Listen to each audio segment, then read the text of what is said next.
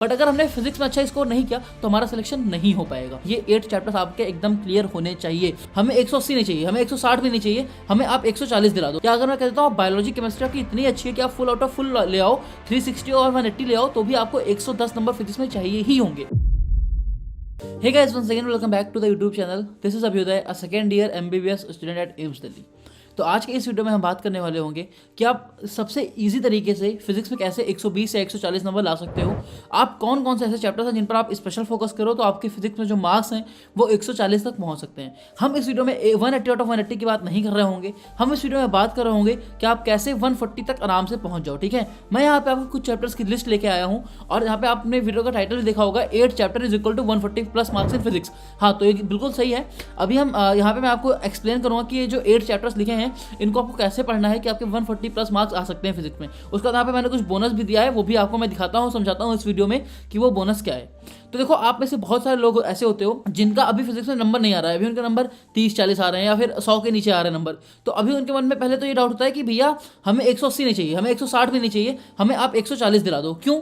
इसलिए दिला दो क्योंकि भैया हम बायो केमिस्ट्री में चाहे जितना अच्छा स्कोर कर लें, बट अगर हमने फिजिक्स में अच्छा स्कोर नहीं किया तो हमारा सिलेक्शन नहीं हो पाएगा। ये एकदम सच बात है यार। अगर आप सोचो, अगर आपको 650 नंबर लाना है एक अच्छे सिलेक्शन के लिए, तो आप बायो में 340 ले आओगे, केमिस्ट्री में आप 160 ले आओगे, 500 नंबर हुए, बाकी बचे 150 नंबर आपको फिजिक्स से ही लाने पड़ेंगे। या अगर मैं कहता हूँ बायोलॉजी केमिस्ट्री आपकी इतनी अच्छी है कि आप फुल आउट ऑफ फुल ले आओ, 360 और 180 ले आओ, तो भी आपको 110 नंबर फिजिक्स में चाहिए ही होंगे। तो अगर आपने ये सोच लिया कि भैया मैं फिजिक्स छोड़ दूं और क्या मैं सिर्फ केमिस्ट्री और बायोलॉजी पढ़ूं और मेरा सिलेक्शन हो जाएगा, तो आप बिल्कुल गलत हो, ऐसा नहीं पॉसिबल है। तो अब आपको कुछ ना कुछ चाहिए होगा फिजिक्स में, ऐसे चैप्टर्स आप बता दीजिए जिससे हम फिजिक्स में 140 नंबर तक पहुंच जाएं। मैं ये नहीं कह रहा कि आपको सिर्फ यही चैप्टर पढ़ने हैं, बट मैं आपको ये जरूर कहूंगा कि आप इन चैप्टर्स पर स्पेशल फोकस करिए, इन चैप्टर्स को आप पहले करिए। पर आप इतना पहले कर लो, अगर आप इतना जल्दी कर लेते हो तो that will be well and good, और उसके बाद आप क्या कहते हैं जो बचेगा वो चैप्टर्स कर सकते हो।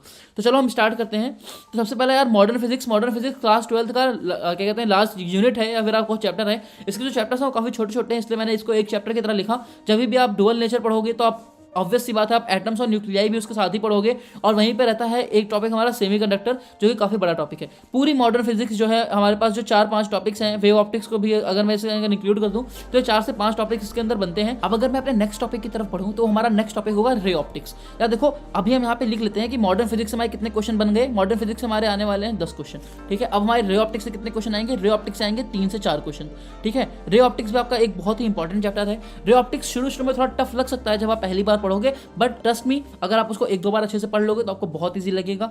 और उसमें भी क्वेश्चंस क्या रहते हैं, एकदम फिक्स होते हैं कि रे ऑप्टिक्स में कैसे कैसे क्वेश्चन आते हैं, किस टाइप ऑफ क्वेश्चन आते हैं, वो एकदम फिक्स है। ठीक है, आप प्रीवियस ईयर उठा के देखोगे तो बार बार एक ही तरह का क्वेश्चन आता है, बहुत कम ही होता है कि वो क्वेश्चन को चेंज करते हैं। ठीक है, उसके बाद अगर मैं आगे बढ़ूं तो हमारा नेक्स्ट चैप्टर होगा इलेक्ट्रोस्टैटिक एंड ग्रेविटेशन। अब देखो, इलेक्ट्रोस्टैटिक और ग्रेविटेशन मैंने साथ में इसलिए रखा है क्योंकि यार ग्रेविटेशन जो है वो इलेक्ट्रोस्टैटिक जैसा ही है। ठीक है, अगर आप ग्रेविटेशन पढ़ोगे तो आपको इलेक्ट्रोस्टैटिक में हेल्प होगी, और इलेक्ट्रोस्टैटिक्स पढ़ोगे तो आपको ग्रेविटेशन में हेल्प होने वाली है। तो आप इलेक्ट्रोस्टैटिक्स और ग्रेविटेशन साथ में पढ़ सकते हो। अगर आप अभी नीट की तैयारी कर रहे हो, आपने 11-12 पढ़ रखा है या फिर नहीं भी पढ़ रखा है, तो भी आप इलेक्ट्रोस्टैटिक्स और ग्रेविटेशन को साथ में पढ़ने की कोशिश करो। और इलेक्ट्रोस्टैटिक्स और ग्रेविटेशन मिलाकर आपके 5 क्वेश्चन कहीं नहीं गए हैं। ठीक है, इलेक्ट्रोस्टैटिक्स और ग्रेविटेशन मिला के आपके 5 क्वेश्चन आने वाले हैं। उसके बाद अगर मैं मैग्नेटिज्म पे आऊँ तो देखो, मैग्नेटिज्म मैंने साथ में लिखा है। मैग्नेटिज्म में 2 चैप्टर हमारे आते हैं। एक आता है आपका मैग्नेटिक इफेक्ट ऑफ करंट वाला जो चैप्टर है वो वाला, और एक आता है मैग्नेटिज्म एंड मैटर। तो ये दोनों चैप्टर हैं, ये साथ में आते हैं। पूरा मैग्नेटिज्म आपका बहुत ईजी है। मैग्नेटिज्म में आपको बहुत ज़्यादा मेहनत करने वाली नहीं होती है, बस खाली आप डायरेक्शन निकालना ढंग से सीख जाओ, कैसे क्रॉस प्रोडक्ट क्या होता है, डॉट प्रोडक्ट क्या होता है। अगर आपको वेक्टर्स आते हैं तो आप मैग्नेटिज्म आराम से कर लोगे। ठीक है, और मैग्नेटिज्म भी बहुत ही हाई वेटेज रखता है। 4 क्वेश्चन आने वाले हैं। अब मैंने यहाँ पे अल्टरनेटिंग करंट और ईएम वेव्स क्या कहते हैं लिख सकता था, बट मैंने नहीं लिखने की कोशिश करी है क्योंकि अभी हम मेन चैप्टर पे फोकस करेंगे जिसका वेटेज ज्यादा है। हम उस चैप्टर पे फोकस नहीं कर रहे हैं जो ईजी है। ठीक है, देखो यार, ईएम वेव्स ईजी चैप्टर है, उसको मैं भी बोनस में आपको बताऊंगा। अब जैसे अल्टरनेटिंग करंट है, अल्टरनेटिंग करंट से 1 से 2 सवाल पक्का आता है, और मुझे पर्सनली अल्टरनेटिंग करंट बहुत ईजी लगता था। बट मैंने पाया कि बहुत सारे बच्चे ऐसे हैं जिनको अल्टरनेटिंग करंट में दिक्कत होती है, क्योंकि मुझे यार ऐसा था कि वेव्स ऑसिलेशन ये सब चैप्टर्स इजी लगते थे जो बाकी लोगों को टफ लगते थे। तो ये हो सकता है आपके साथ भी हो सकता है कि आपको वो चैप्टर्स इजी लगते हो जो बाकियों को टफ लगते हो, और वो हो सकता है जो बाकियों को इजी लगते हो आपको टफ लगते हो। तो दिस इज पॉसिबिलिटी, बट मैं आपको ये जरूर कहूंगा कि आप इजी टफ पे मत जाओ। आप जो मैं बता रहा हूँ इतने चैप्टर्स पे आप जरूर फोकस करो। ये चैप्टर्स अगर आप कर लोगे तो आपके 140 नंबर कहीं नहीं गए हैं। 140 नंबर मतलब 35 क्वेश्चन आपके कहीं नहीं गए हैं। तो अभी हमारे पास कितने क्वेश्चन हो गए? 10, 4, 14, 14 क्वेश्चन, 19 क्वेश्चन और 23 क्वेश्चन। अब आगे जोड़ते हैं थर्मोडायनेमिक्स में। थर्मोडायनेमिक्स भी आपका एक बहुत ही बड़ा यूनिट है। अगर आप थर्मोडायनामिक्स पढ़ोगे तो आप फिजिक्स के तो क्वेश्चन सॉल्व कर ही लोगे, साथ ही साथ आपके जो केमिस्ट्री में थर्मोडायनामिक्स है ना, उसमें भी काफी हेल्प मिलेगी। और फिजिक्स आपको पता है, अगर आप फिजिक्स और केमिस्ट्री दोनों का थर्मोडायनामिक्स मिला लोगे तो आपके नीट के पेपर में पूरे थर्मोडायनामिक्स से 4 से 5 क्वेश्चन आते ही आते हैं, ठीक है। उसके बाद अगर आप थर्मोडायनामिक्स पढ़ोगे तो वहाँ पे एक छोटा सा चैप्टर और है, थर्मल प्रॉपर्टीज ऑफ मैटर, और वो चैप्टर भी बहुत ही हाई स्कोरिंग है क्योंकि वहाँ से भी 2 से 3 क्वेश्चन जरूर आते हैं। तो अगर मैं होल थर्मोडायनामिक्स यूनिट की बात करूँ, thermodynamics along with thermal properties of matter, तो ये भी आपका 4 से 5 क्वेश्चन का वेटेज रखती है, ठीक है। तो ये भी आपका 4 क्वेश्चन यहाँ से हो गया थर्मोडायनामिक्स से। अब मैं आता हूँ अपने नेक्स्ट टॉपिक पे, that is units and dimension. यार ये बहुत छोटा सा टॉपिक है यूनिट्स एंड डायमेंशन, अगर आप इस पर 2-3 घंटे भी देते हो तो आप ये आराम से पढ़ लोगे, ठीक है। और इससे पिछले क्या कहते हैं, पिछले सालों में इसका जो ट्रेंड है वो काफी बढ़ रहा है और इससे 2 से 3 क्वेश्चन आ रहे हैं यूनिट्स एंड डायमेंशन से। इसमें यार एक क्वेश्चन तो आपका एरर पे आ जाता है। पहले क्या होता था, या तो एरर पे क्वेश्चन आता था या फिर डायमेंशन पे आता था। अभी क्या हो रहा है कि एरर पे तो क्वेश्चन आ ही रहा है, साथ ही साथ डायमेंशन पे भी क्वेश्चन आ रहा है, ठीक है। तो आपको क्या करना है, यूनिट्स एंड डायमेंशन तो बिल्कुल छोड़ के नहीं जाना है, बिल्कुल स्कोरिंग टॉपिक है, बहुत ईजी टॉपिक है और आपका 2 से 3 क्वेश्चन यहाँ से बिल्कुल आने वाला है, ठीक है।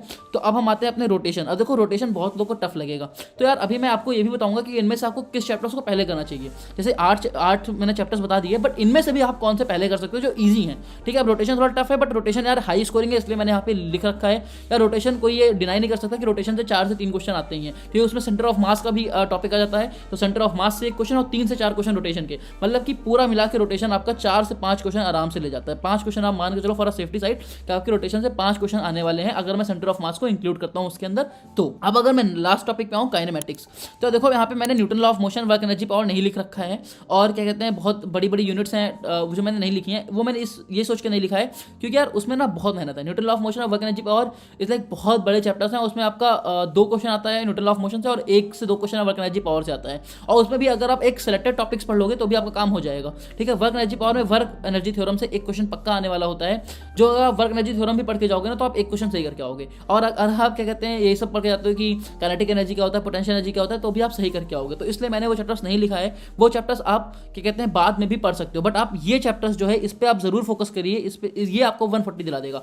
काइनेमेटिक्स की अगर मैं बात करूँ तो देखो काइनेमेटिक्स में 2 चैप्टर हमारे आराम से आते हैं, एक मोशन इन स्ट्रेट लाइन और एक मोशन इन प्लेन। और आपको पता है यार देखो दोनों एक ही तरह है, अगर आप मोशन इन स्ट्रेट लाइन जान गए तो आप मोशन इन प्लेन जान गए, क्योंकि अगर 1D को बस 2D में कन्वर्ट करना होता है। अगर आपके पास वेक्टर की अच्छी नॉलेज है जो कि आपको क्या कहते हैं हर जगह पे लगेगी, वेक्टर तो आपका हर जगह पे यूज होने वाला है, ऐसा नहीं कि सिर्फ यहाँ पे यूज होगा, मैग्नेटिज्म में भी यूज होगा, इलेक्ट्रोस्टैटिक ग्रेविटेशनल फील्ड निकालने में, सब जगह पे आपको वेक्टर का कहीं ना कहीं यूज होने वाला है। तो अगर मैं आप काइनेमेटिक्स की बात करूँ तो यार काइनेमेटिक्स से भी आपका 2 से 3 क्वेश्चन बनते हैं। तो अगर आप ओवरऑल टोटल सम लोगे तो 3, 5, 8, 3, 11, 4, 15, 4, 19, 5, 24, 4, 28, 10, 38 क्वेश्चन है। बट अब अगर मैं सेफ साइड पे लेकर रहूँ तो 35 क्वेश्चन हम मान सकते हैं कि इतने टॉपिक से हमारा 35 क्वेश्चन आने वाला है। 35 क्वेश्चन मतलब क्या हुआ, 140 मार्क्स। और ये जो टॉपिक्स हैं इस पर आप जरूर फोकस करिए, ये 8 चैप्टर्स आपके एकदम क्लियर होने चाहिए। अब यहाँ पर आप ये मत देखो कि कौन सा चैप्टर टफ है या कौन सा चैप्टर ईजी है, अभी ये मत देखो, ठीक है। बट अब मैं आपको कुछ बोनस बताना चाहता हूँ यार। क्या देखो ये जो 3 चैप्टर मैंने नीचे लिख रखते हैं, kinetic theory of gas, electromagnetic waves और मैकेनिकल प्रॉपर्टीज ऑफ सॉलिड्स, तो ये चैप्टर भी साथ में पढ़ लो। अगर आपके मान लो फिजिक्स में 130 आ रहे होंगे और आप ये तीनों चैप्टर अच्छे से पढ़ लोगे तो आपके वो 142 में कन्वर्ट हो जाएंगे या 140 में कन्वर्ट हो जाएंगे। अगर आप इनमें से भी कोई 1-2 क्वेश्चन गलत करके आओगे तो आपका इधर वाला वो सही कर देगा। तो दैट इज वाई मैंने इसको बोनस में लिखा था कि आप ये 8 चैप्टर तो करो ही करो, बट यार ये 3 चैप्टर प्लीज मत छोड़ के जाना, क्योंकि ये चैप्टर बहुत ईजी है और आप बहुत ईजिली कर लोगे, ठीक है। तो सबसे पहले मैं आपको यही कहूंगा कि यार सबसे पहले आप ट्राई करो, आप पूरा सिलेबस करने की ट्राई करो। अगर आपसे नहीं हो पा रहा है या अगर आपको लग रहा है कि शायद ना हो पाए तो आप पहले इन चैप्टर्स पर फोकस करो, ये 8 चैप्टर्स और ये बाकी नीचे के बचे 3 जो बोनस चैप्टर्स हैं। अगर आप इतना करते हो तो आपके फिजिक्स में 114 नंबर कहीं नहीं गए हैं, मैं आपको गारंटी के साथ कह रहा हूं। एटलीस्ट आप इतने चैप्टर्स करके अच्छे से जाना।